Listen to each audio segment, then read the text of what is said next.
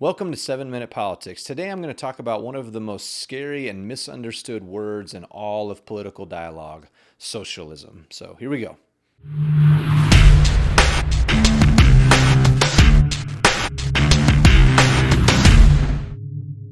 I love studying neurobiology and neuroscience, and one of the things that we're learning about the human brain is the sort of the way it's shaped. An overly simple version is we all have kind of a lizard brain with a monkey brain wrapped around it and a human brain wrapped around that. And the reason that's relevant is the lizard brain is the most powerful emotional part of our brain. It's where we experience fear and anger, which changes and controls the other parts of our minds more than we'd like to admit.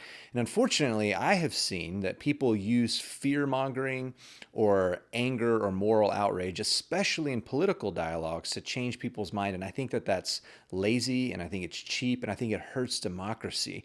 And one of the biggest culprits is the use of the word socialism to end conversations or label ideas we don't agree with as some sort of evil end of conversation. It's fear mongering. It's a way of tapping into this fear so that people won't get into the nuance of what it is.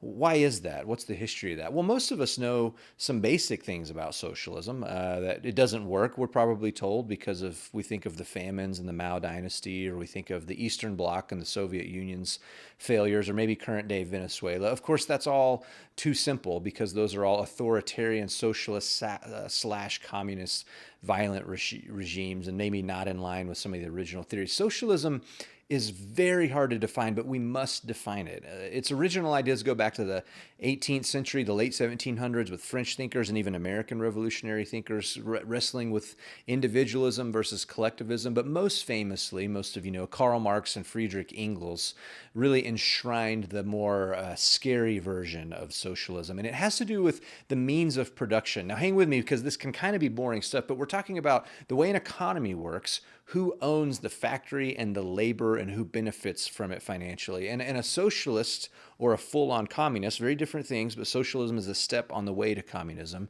The means of labor and production are owned communally, or they're owned by the government instead of individuals with capital or from the top down.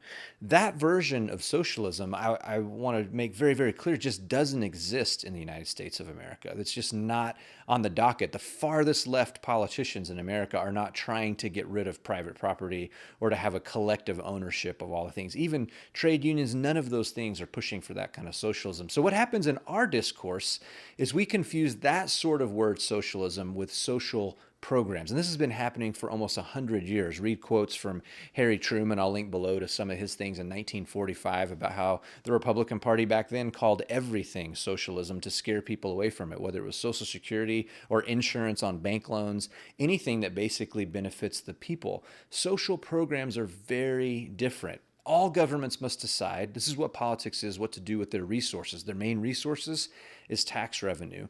Conservatives typically try to say that any program that helps people on the lower end of the socioeconomic spectrum is some sort of socialism, which it is not. It's a social program. This even includes things like highways and libraries, Social Security, Medicaid. Famously, in 2009, there was a man in South Carolina who stood up at a town hall and he said, "I want the government to take its hands off my Medicaid," which got the royal treatment online because of the irony of telling the government to take its hands off of a government program.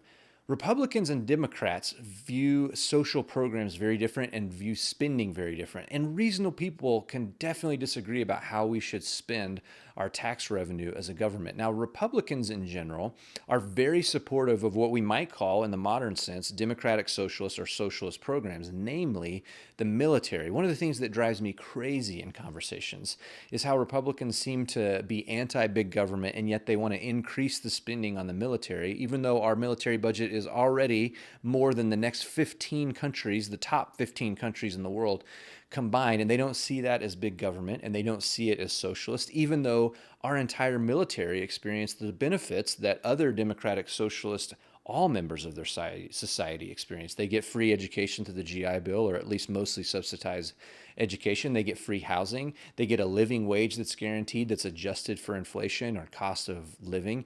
They have a pretty socialist experience in the democratic modern socialist sense. And I think that's a good thing. And so do our veterans and benefits. And also, Republicans support things like Medicaid, like the South Carolina man for people who are over 65 years old, and Social Security. These are all programs that are just how we share our resources, and they're good. And yet, Republicans often tend to criticize Democrats for wanting to either expand some of these programs to include other castes of people. I'm thankful for our military women and men and glad that they get to experience that, but I wonder why our teachers don't get the same thing. Free market capitalism, which is a strange blend of economic theory, will never provide more money for teachers or police officers or pastors to some extent. It just doesn't work that way. Yes, CEOs and businesses, they can benefit from this free market deregulated thing, but the rest of us have to live in a world where we share resources and work together. The Democratic Party also wants to see social programs to help the least of these and the marginalized and those that are left out and don't benefit from the system. That's very attractive to me. I like programs that think about why is it, for instance, that your high school children go to school for free, but when they turn 18 and go to the next level of school, it has to cost so much money that most of our children are in debt with six figures for years to come. Well, there's a political history behind that. And the Democratic platform says maybe we can lower that tuition with government programs and assistance, how we allocate our resources. I think it's political imagination that we can think about, not socialism, but social programs. How do you measure the success of a country? Is it by how the top and the wealthiest are doing, or is it by how the masses are doing and the lowest? I think ethically, the measurement is how the lowest are doing. That's the measurement of a country. And the healthy democratic socialist countries of Scandinavia and even Britain have shown us great examples of this. Last thought, there's a political spectrum at play here. And oftentimes in America, we're caught over in our very right-wing politics. So someone like AOC or Bernie Sanders is considered a crazy socialist when really all they want is universal health care or free education. Someone in Switzerland would find Bernie Sanders or AOC moderate or to the right. But we have moved so far to the right in our spectrum that everything that looks like a social program at all is labeled socialist. I want you to challenge that, do the research, check out the links before, and let's move past the overly simplistic fear-mongering of the word socialism. Thanks for checking out today. Make sure you click subscribe or share this video with someone, and we'll see you next time.